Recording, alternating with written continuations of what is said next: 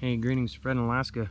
Sorry, it's been a minute. Been dealing with background stuff, doing a remodel. Be careful with knives. That sucks. Um, there should be some links at the website soon as far as any kind of merchandise type stuff. Subarcticalaskasasquatch.com. Dave's been doing a great job working on the map continuously. Anyway, sorry, I'm caught up in this. The share I'm sharing with you guys today. This happened back in 1978. Eric was on a, I think he said it was a cruiser team or something like that. Anyway, he was working for the Tongass National Forest down in southeast Alaska. On a particular 2-week off schedule that they had, they decided they wanted to go to this place called Powers Creek. Some local had told them it was a beautiful place, good camping or whatever. When I was looking up this place on the map to familiarize myself with the area, it's in the Endicott Arms, and it's the Tracy Arm Ford's Terror Wilderness area. Supposedly because the guy got trapped in that inlet for 6 days in icy waters and couldn't get out. Just the share of the experience and then the name of that particular area before I found out the history of it was just kind of like, holy, okay. Anyway, on to what happened with Eric and his 2 buddies. They went up in there, and at this particular place, there's like little waterfalls and whatnot, and the elevation gains rather quickly. So where they were cutting back in to camp out, hang out, and just explore the area. I mean, Southeast Alaska is beautiful. You can Google this shit, man. It's unreal beauty, untamed wilderness, pristine. So they get back up in there, and the place they chose to camp was relatively thick brushed, but they weren't necessarily near salmon return streams. So they were in a relatively bear-free type of environment. None of them were armed. They didn't have any bear spray. They had some hatchets and shit like that. They get their camp the first night. Most peaceful sleep he said he ever had. Woke up to a beautiful morning. However, halfway through that day, down, they said, he explained it sounded like the original scream originated further down the Endicott Arm in the inlet, and it was a hellacious screaming sound like they had never heard. At that point, he had been working in the Tongass for less than a handful of years, but he was seasonal and he would fly in and out, and he had other things going on down in his home state, so he would come up and work that as a passion job, one of his, what he was passionate about, being out in the wilderness, and Alaska is beautiful, so he was all over it. Well, scream happens midday, and they just kind of look at each other and kind of chalk it up to like, that was weird, and they started naming off, it was probably just a mountain lion or something, and they debated, and anyway, they went on with their day because it was at a distance away. It was loud, but at a far enough distance to where they weren't immediately concerned, and it was easy to kind of write it off as something. So they continue on. Now, by the end of the day, when they got back to camp, because they didn't go far from camp, they were doing small circles, just kind of checking the area, kind of working their way out. And the whole purpose was to explore. There was no fishing involved, no hunting, none of that. They're 3 dudes just wanting to check out the Alaskan wilderness, see it with their own eyes. And so, and they stayed in a tight group. They were smart enough. They didn't wander off from each other. So they're basically doing this, circle around, just checking out around camp and hiking up a little ways. And Powers Creek is at the base of, it's called Sumdum Glacier, Sumdum Glacier. So, they're doing their thing, and when they get back to camp, it threw them off because it was like everything in their camp was shifted in one way or another, kind of not jostled through, but just kind of like, imagine someone going through your living room, lifting up the couch cushion, not pushing it down all the way, you know, opening a cupboard door and it's a little ajar. Yeah, just little nuances they picked up on, but everything was relatively the same, but it didn't feel like the same. So they thought it was weird and just chalked it up to we're just tired from hiking, because, you know, it was the season of the land of the midnight sun, you know. Anyway, so they get dinner prepared, and as they're finishing up their dinner, it was one of their jobs. They took turns washing dishes down at the creek to avoid attracting bears, right? So Eric's next oldest buddy went on down there to the creek to wash the utensils and the plates and stuff, keep it bear friendly. Another scream came directly across the creek from this poor guy, just minding his business, scrubbing down these, you know, the pots, pans, dishes, and all, you know, little camping stuff they brought. And hey, Tweeterbird. Anyway, and this thing screams at him, and he didn't see it, but it screamed at him. And so immediately everything that was at the creek side was left there, and he skedaddled back to the camp. And Eric and the other guy were standing there with their hatchets, and one of them had a full-size axe, and they're like, what the hell was that? And his buddy that ran back over goes, I didn't see anything, but it was loud. Something's big over there. And they're roughly, you know, 150 yards from this creek. So this poor guy was real close to the hairy man screaming at him, and the other ones were, you know, the other two guys were 150 yards away and still felt it, like felt the scream.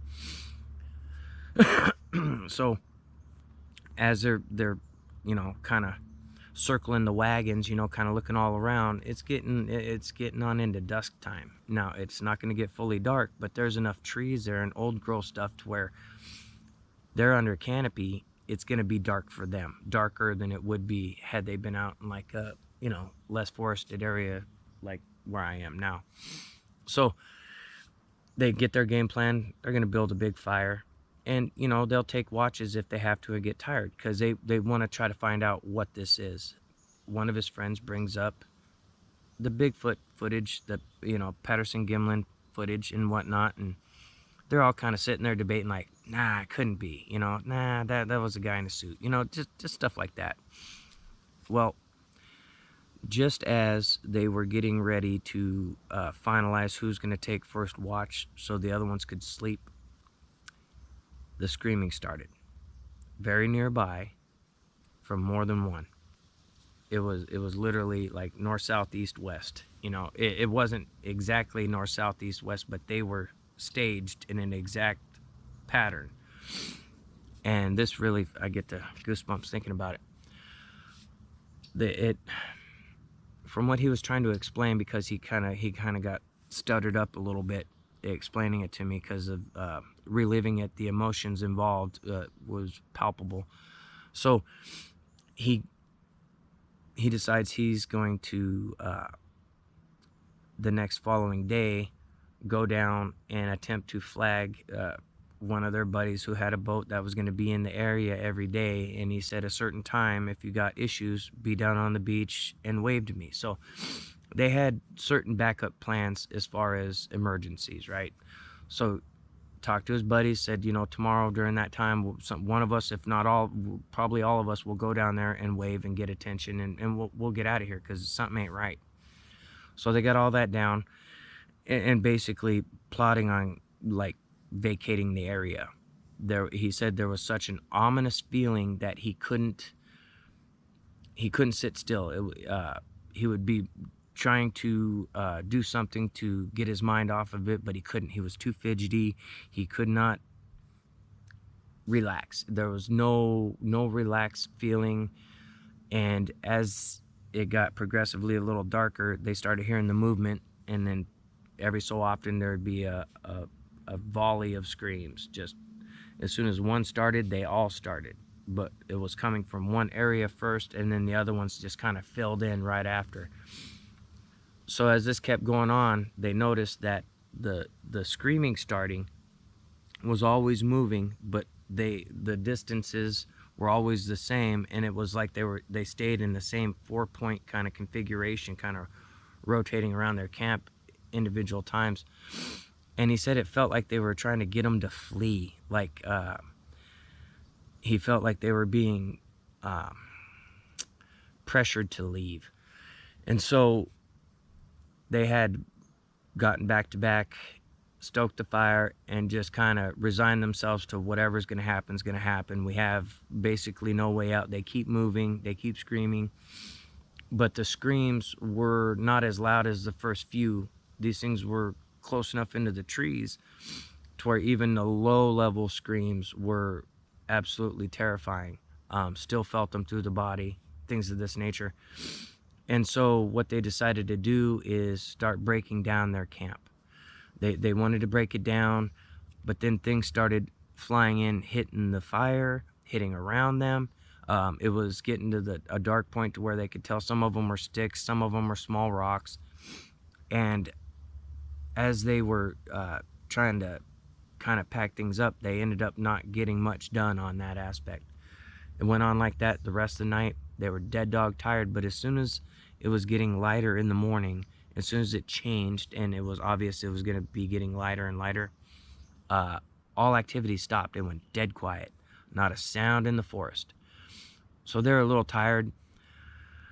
They figure, okay, let's go together. We'll stay super close. We got our hatchets and the axe, and we'll get down to the beach, and we'll wave the guy down at this particular time. It was sometime first thing in the morning that, you know, if they were going to need help to be waving or whatever. So they get down there, and they're at the beach, and there's literally their supposed daily passerby doesn't show up. They're sitting there most of the morning and most of the afternoon hoping that this guy comes by.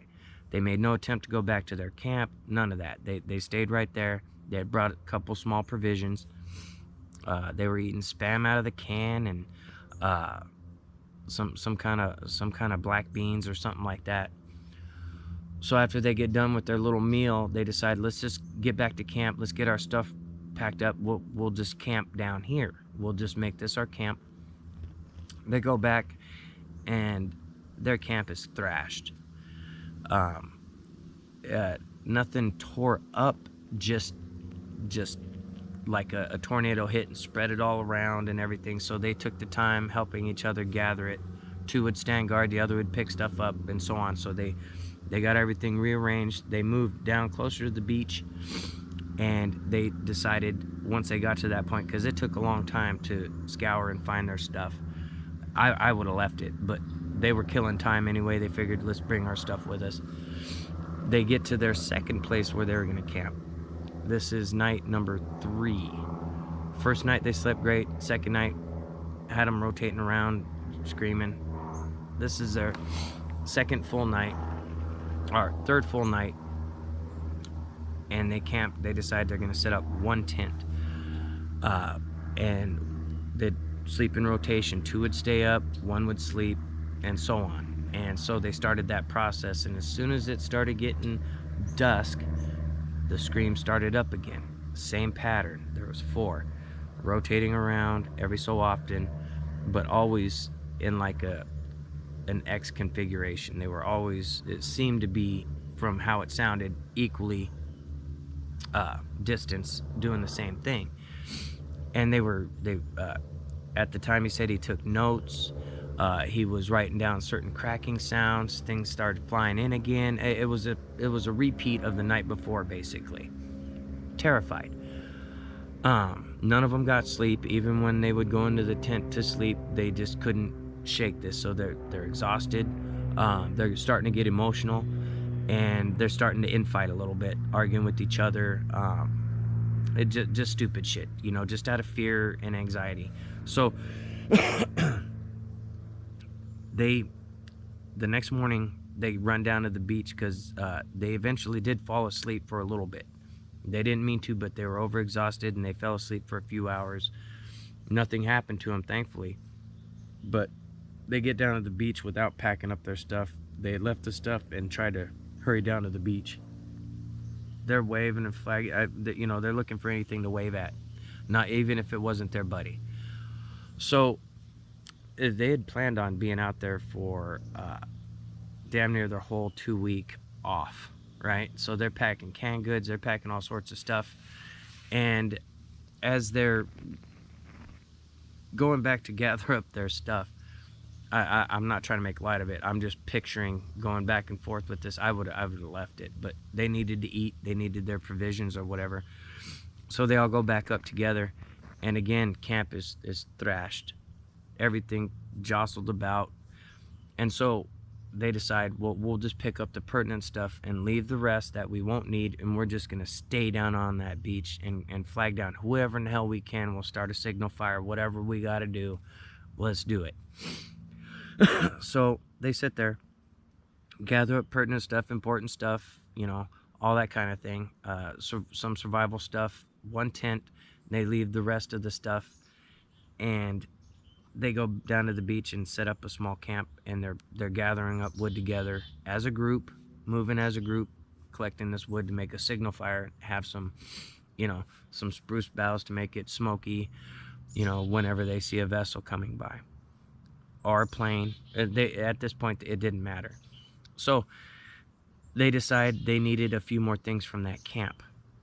So after they got everything set up, they got the fire going or whatever, it wasn't dark out, but they decided they're going to go together and go back up and look for a couple more things. He had some equipment that he didn't want to lose, and he wanted to go back and get it because he realized he had forgot it. Well, as Eric is in the lead of the group, they get back up into where their camp was, and this time it wasn't just jostled about. Things were torn into small pieces, like something just sat there just tearing up pages of a phone book and just spreading it around. The pieces of tent, everything was everywhere.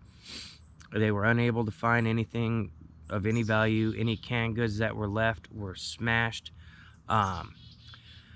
He said that one of they had a foam type, it wasn't necessarily a cooler, it was like one of those old style lunch boxes, kind of like the igloo style.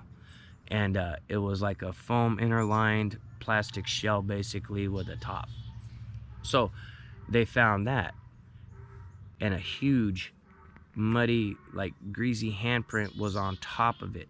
Now he said that the top of this little cooler type deal was approximately 14 by 18 in size. So you know, you're looking at something like that, not very big. But the handprint, he could tell that the fingers and would just hang over the side of this thing. So it was kind of like, you know, like this. They could see the whole palm print, part of the thumb, and part of the other fingers on this. So it was a massive hand that had pushed down on this thing. And the way it was pushed down is it pushed the lid and kind of split the sides a little bit just from the pressure.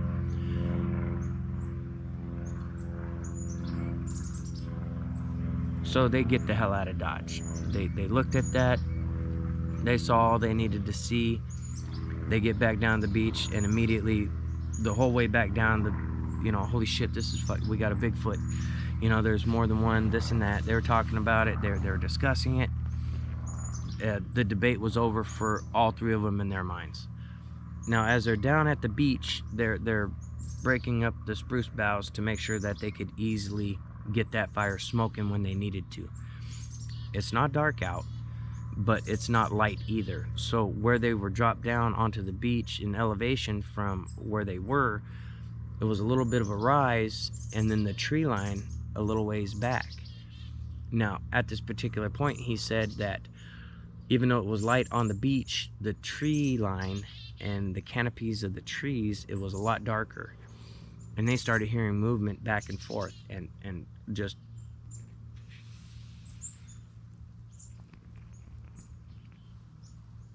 up and down the beach line within the trees. Now, when they were discussing what the hell they were going to do, there was an overwhelming sense of terror, because now these things are actively pacing all around them. Sorry, I got a little school of chickadees flying around just behind the camera here. Anyway, so they're in a living world of terror at this point, and they keep hearing it thrashing back and forth, and they weren't sleeping. They were just literally sitting there listening, stoking the fire, and listening to, it was just movement. That's all they heard. They didn't hear any other screaming, and no owl mimics, none of that. It was just pure, like, stalking and walking back and forth, like pacing. But they could tell it was still at least 4 of them. Now, as morning was breaking the next morning, just above where they were hearing the movement, there was a little bit of a clear spot before the tree line tucked back away from shore a little bit, and then cut back. And as they were looking the whole time, didn't notice this thing. Well, when they did notice it, it was standing there next to a big old tree and just watching them. And it dawned on them, for hours they had been scanning back and forth and overlooking this thing standing. He said it was less than 50 feet away, right up the bank from them, right over by some trees, the whole time. Massive. He said it was at least 14 foot tall, at least 5 foot wide, somewhere in that range, but massive. And it had the appearance of being a very dark brown to black kind of coloration to it. And they said once they realized it was standing there, and only when they realized and started looking directly at it did it move. It made itself more visible, then turned around and walked off into the trees, and they listened to it walk from where it was up to directly above them and start pushing and breaking trees just above them. A couple of the tips of the trees came falling down near them to where they're backed up towards the water line, and they're freaking the hell out. This thing screams horribly loud, and then they hear thrashing through the trees as it runs around and back over towards by where it was, and then they heard it run back the other direction. Then as soon as that stopped, the other ones they heard pacing were all just right up in the tree line. They could see the silhouettes of these things, and they were moving, kind of like leapfrogging each other and moving back and forth into the trees. They were focused on that. Just as they're focusing on that, they hear the sound of an outboard out behind them. So immediately they turn around, they start flinging on that spruce boughs onto their fire. Well, it was their friend, and their friend was coming directly for them. It was just coincidental. The guy wasn't going to be around to retrieve them at the end of the week or however long they were going to be there. So he was coming early regardless, thankfully, to retrieve them and get them out of there, because no one would be available to come and get them. Just happenstance. And so, you know, they're thankful. Well, as their friend is getting closer to shore, his friend circles around a couple times and is pointing and is telling them, move down the beach, right? And so they're immediately, like, they turn around, they're looking, and there's that big one up on the bank just above them, just inside the trees, looking right down at them. Their buddy in the boat saw it and was like, move further down, you know, get away from that thing, kind of thing, because the guy, they could barely hear him because he's still in the boat going in circles or whatever and screaming, you know, move down. So they take off, and they left what they had right there on the beach and ran down the beach a little ways, and the guy cut in. They all jumped on and got out of Dodge. He said once they got on the boat and pushed off, the buddy that saw it in the tree line that was coming to pick him up in the skiff kept going back and forth in the skiff, and that's when the other one started throwing big rocks towards them, and that's when they got out of there. But that happened in 1978, and you know, I got this email a little while back. Been in correspondence trying to get the overall feel of what these guys were dealing with,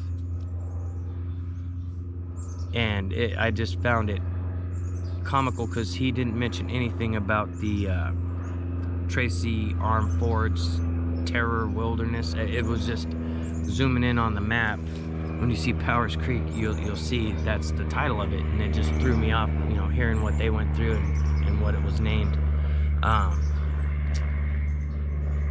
There's something to be said about seeing them versus not seeing them, and which is more terrifying. I would much rather see it and pinpoint its location versus guessing, especially if you're making your way through the trees. Good God, man, fuck all that. And it didn't stop Eric from going out in the woods. He continued going out in the woods, never in that area again, but he checked out places around Hoona, Sitka, you know, all those. There's a bunch of different little islands in there during the, you know, in the Inside Passage. Explored a bunch of those areas, but he said it seemed like from that day forward, anytime they were any more remote than just the coast, anytime they would go into the trees anywhere, he always felt watched, which is understandable. I still feel watched to this day. And anyway, that's what I had to share with you guys today. Been busy, like I said, doing a remodel. YouTube doesn't pay much, and just be careful with knives. And what else?